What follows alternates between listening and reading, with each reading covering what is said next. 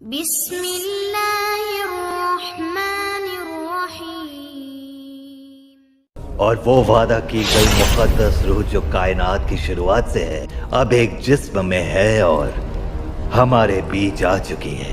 پیدائش کی خبر چاروں طرف ہے اور اس بچے کی تلاش جاری رہے گی۔ وہ داؤد کے تخت پر بیٹھ کر ہم پر حکومت کرے گا، یہی پروردگار کی مرضی ہے۔ محمد، یہ کیسا نام ہوا بھلا؟ اس نام کا مطلب ہے تعریف کے قابل محمد۔ لیکن صرف محبت اور دوستی ہی برقرار رہے گی، ٹھیک تمہارے ہاتھوں کی خوشبو کی طرح جو ہمارے مدینے سے نکلنے کے بعد بھی یہاں تک آ رہی ہے۔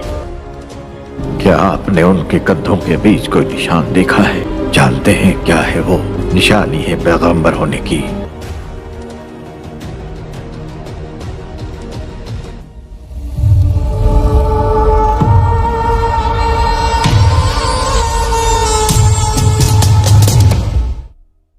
رحمت للعالمین حضرت محمد صلی اللہ علیہ وآلہ وسلم کی ولادت مکہ مکرمہ میں ربیع الاول 571 عیسوی یعنی عام الفیل والے سال میں ہوئی۔ ابن سعد کی روایت ہے کہ حضور کی والدہ نے فرمایا کہ جب محمد صلی اللہ علیہ وآلہ وسلم کی پیدائش ہوئی تو میرے جسم سے ایک نور نکلا جس سے ملک و شام کے محلات روشن ہو گئے۔ جس رات آپ دنیا میں تشریف لائے اس رات کعبے میں رکھے تمام بت منہ کے بل گر پڑے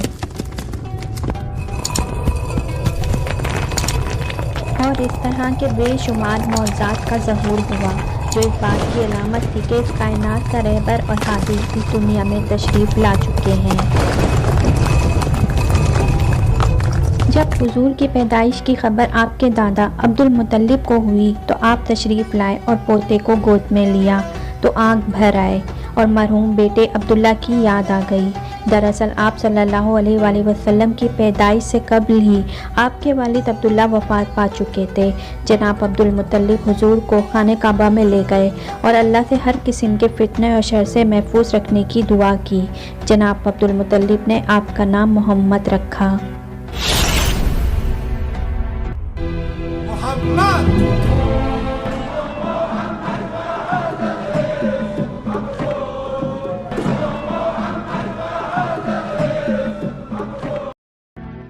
حضور صلی اللہ علیہ وآلہ وسلم نے 3 دن تک اپنی والدہ بی بی آمنہ کا دودھ پیا اور پھر ابو لہب کی باندھی صوبیہ نے آپ کو دودھ پلایا۔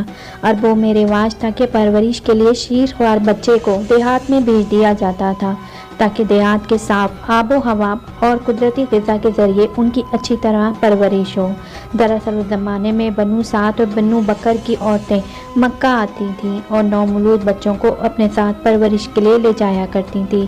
لہذا جب بنو سعد قریش کے علاقے میں آئے تو انہوں نے مالدار گھروں سے بچوں کو گود لے لیا تاکہ انہیں زیادہ سے زیادہ مال و دولت اور انعام و کرام مل سکے۔ لیکن جب ان عورتوں نے بی بی آمنہ کے لال کو دیکھا اور یہ پتہ چلا کہ بچہ یتیم ہے تو مال نہ ملنے کی امید سے آپ صلی اللہ علیہ وآلہ وسلم کو کسی نے بھی گود لینے سے انکار کر دیا۔ انہی عورتوں میں دائی حلیمہ بھی تھیں جو نہایت ہی غریب خاتون تھیں اور ان کی اونٹنی بھی لاغر تھی۔ جب حلیمہ سعدیہ کی نظر حضور صلی اللہ علیہ وآلہ وسلم پر پڑی تو محبت کا ٹھانٹے مارتا سمندر ان کے سینے میں موزن ہو گیا۔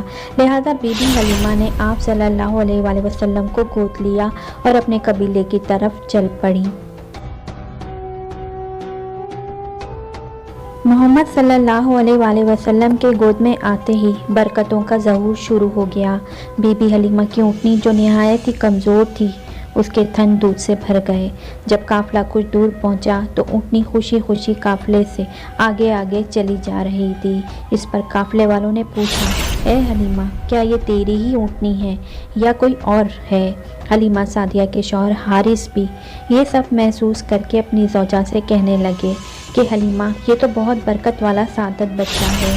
حلیمہ سعدیہ نے کہا، واقعی مجھ میں بھی یہی امید ہے کہ یہ نہایت ہی بابرکت بچہ ہے اور خدا کی رحمت بن کر ہم کو ملا ہے۔ जब बीबी हलीमा सादिया काफिले के साथ अपने गांव पहुंची तो वहां सख्त कहर पड़ा हुआ था। तमाम जानवर के थन में दूध सूख चुके थे, लेकिन हुजूर सल्लल्लाहु अलैहि वसल्लम को लेकर जब बीबी हलीमा अपने घर में तशरीफ़ लाईं तो बकरियों के थन दूध से भर गए।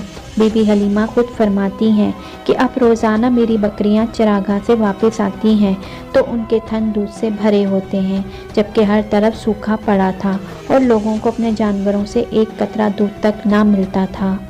लिहाजा मेरे कबीले वालों ने अपनी चराहों से कहा कि तुम लोग भी अपने जानवरों को उसी जगह चराओ जहाँ हलीमा की बकरियां चरती हैं, मगर यहाँ चरागाह और जंगल का कोई दखल न था।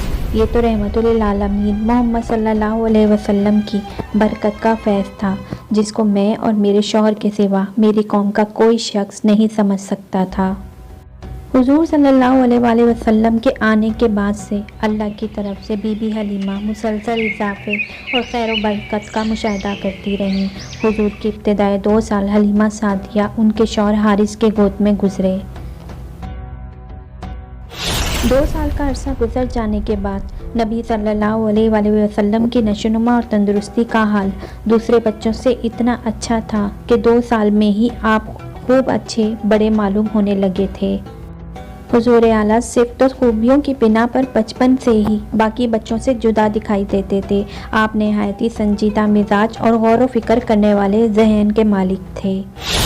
जब हलीमा सादिया के अपने बेटे हुजूर को अपने साथ जंगल ले जाते और बकरियां चराते तो वापस आकर बीबी हलीमा को बताते कि ए अम्मी जान, मोहम्मद बड़ी शान वाले हैं, जिस वादी में जाते हैं हरा भरा हो जाता है, धूप में एक बादल उन पर साया करता है, रेत पर आपके कदम का निशान नहीं पड़ता और जंगल के जानवर मोहम्मद के कदम चूमते हैं।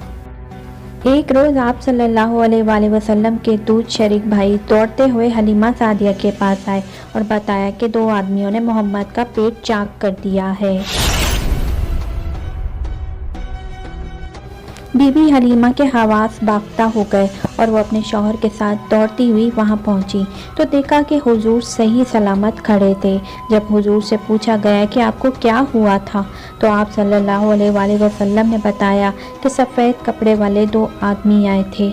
उन्होंने मुझे लेटाकर मेरा सीना चाक कर दिया और उसके अंदर से खून का लौथड़ा निकाला, फिर उसे सोने की एक तश्त में रखकर आबे ज़मज़म से धोया और फिर उसे उसी तरह अपनी जगह रखकर सीना बंद कर दिया।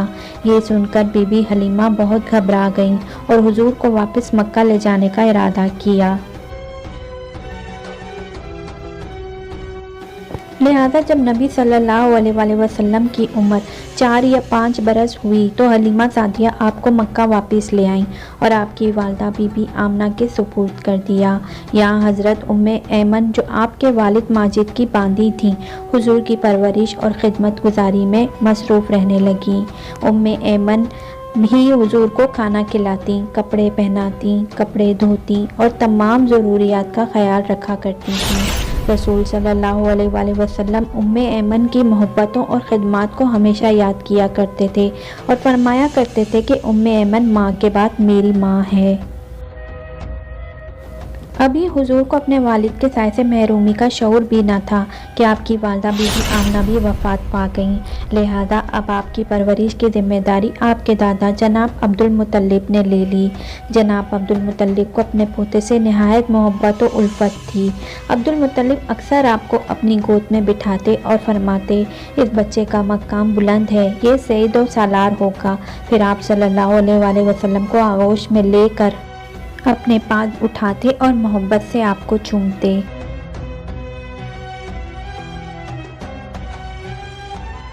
जब हुजूर की उम्र 8 बरस की थी तो एक दिन अपने दादा की चारपाई के पास बैठकर ज़ारो कतार रोने लगे, क्योंकि इस यतीम पोते के सरपरस्त और वाहिद सहारा अब्दुल मुत्तलिब की भी वफ़ात हो गई।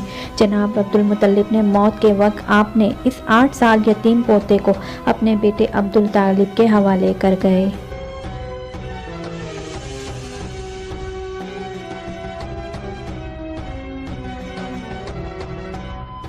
اللہ کی طرف سے رسول اللہ صلی اللہ علیہ وآلہ وسلم کو یتیم رکھنے کی بہت ساری حکمتیں تھیں۔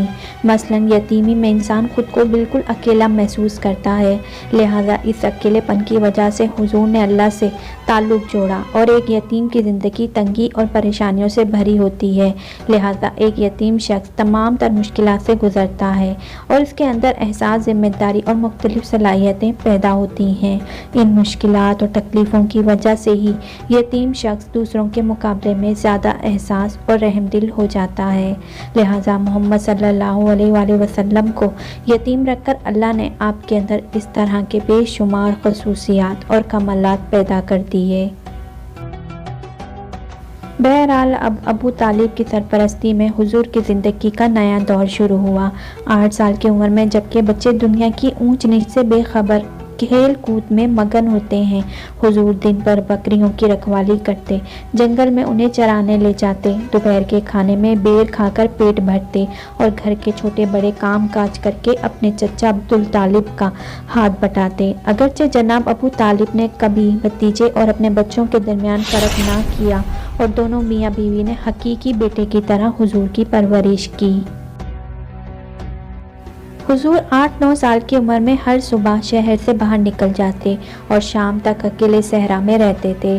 اکثر اوقات کھلے آسمان اور بادلوں پر نظر جمائے رکھتے اور سورج ڈھلنے سے پہلے مویشیوں کو لے کر واپس آبادی میں لوٹ آتے۔ جناب ابو طالب ایک تاجر تھے، لہٰذا محمد صلی اللہ علیہ وآلہ وسلم کی عمر جب 12 سال کی ہوئی تو آپ انہیں تجارت کے سلسلے میں اپنے ساتھ ملک شام لے گئے۔ شام کے شہر بصرہ کے نزدیک ان کا قافلہ ٹھہرا۔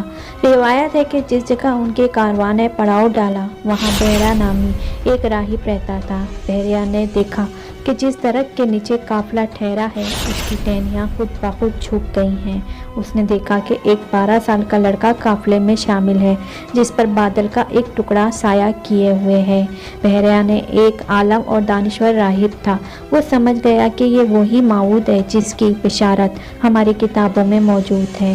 وہ جناب ابو طالب سے ملا اور ان کو نصیحت کی کہ اپنے بھتیجے کی پوری نگرانی کریں، یہ وہی بچہ ہے جس کا ذکر آسمانی کتابوں میں ہے۔ بحیرہ نے ابو طالب سے کہا کہ انہیں یہاں سے واپس مکہ بھیج دو اور شام نہ لے جاؤ کیونکہ انہیں یہودیوں سے خطرہ ہے، لہذا جناب ابو طالب نے چند غلاموں سمیت حضور صلی اللہ علیہ وآلہ وسلم کو مکہ واپس بھیج دیا۔ جناب ابو طالب کا بیان ہے کہ میں نے کبھی بھی نہیں دیکھا کہ محمد نے کبھی کسی سے کوئی جھوٹ بولا ہو یا کبھی کسی کو دھوکہ دیا ہو یا کبھی کسی کو کوئی تکلیف دی ہو یا کبھی کوئی بیہودہ بات کی ہو۔ حضور ہمیشہ خوش اخلاق، نیک اتوار، نرم گفتگو، بلند کردار اور اعلیٰ درجے کے پارسا اور پرہیزگار تھے۔ رسول پاک بچپن میں تمام بچوں سے مختلف طبیعت کے مالک تھے۔ آپ نے باقی بچوں کی طرح شرارتی اور شوخیاں نہ تھیں، بلکہ آپ بچپن ہی سے اس کائنات کے نظام پر غور و فکر کیا کرتے تھے۔ حضور کی جس معاشرے اور سماج میں پرورش ہوئی اور جہاں آپ نے اپنے بچپن اور جوانی کا وقت گزارا اس میں زناکاری، فحاشی، شراب نوشی، سود، ناچ گانا اور ہر قسم کی برائیاں زوروں پر تھیں۔ ایسے میں تمام تر برائیوں سے محفوظ رہنا اور کسی معمولی سے معمولی برے عمل سے اپنی سیرت کو داغدار نہ ہونے دینا یہ ایک غیر معمولی بات ہے۔